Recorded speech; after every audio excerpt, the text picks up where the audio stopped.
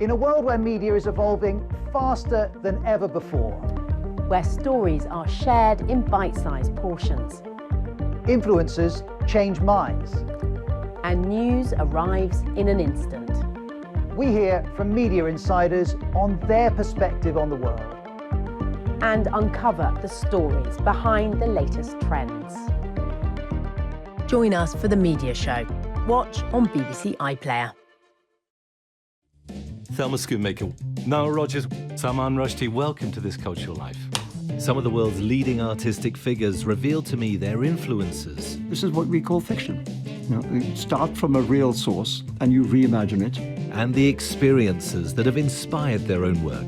Being an editor is one of the most creative jobs you could ever have in the world. For a fascinating insight into what fires the creative imagination, join me, John Wilson, for This Cultural Life. Watch on iPlayer.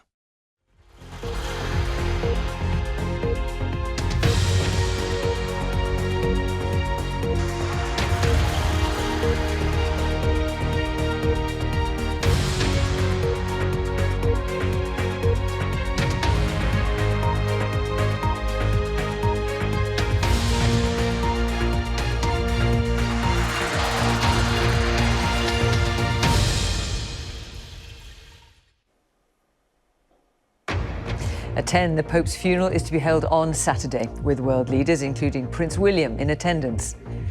The Vatican has released images of the body of Pope Francis lying in the chapel of St. Marta in Rome. Staff from the Vatican form a long queue to pay their respects before he's taken to lie in state at St. Peter's Basilica.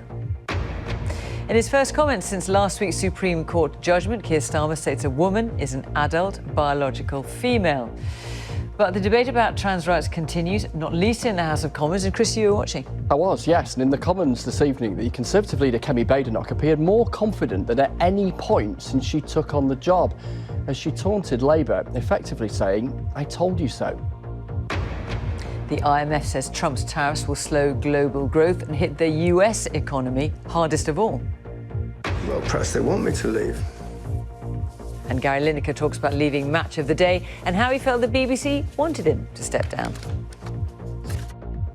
On BBC London, the London Assembly calls for a review of crowd safety ahead of the Notting Hill Carnival amid police concerns about a mass casualty event.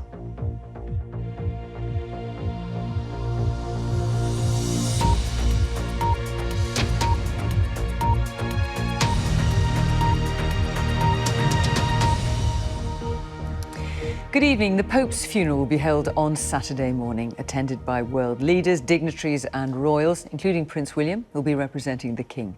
The Vatican has released images of Francis's body lying in a coffin at a chapel at his St. Marta residence. He'll remain there until 8 o'clock tomorrow morning, when he'll be carried to St. Peter's Basilica to lie in state. Thousands are expected to file past his coffin. The funeral will be held in St. Peter's Square. After that, the conclave, the political process for the Catholic Church to select a new leader, will begin in a couple of weeks' time in the Sistine Chapel.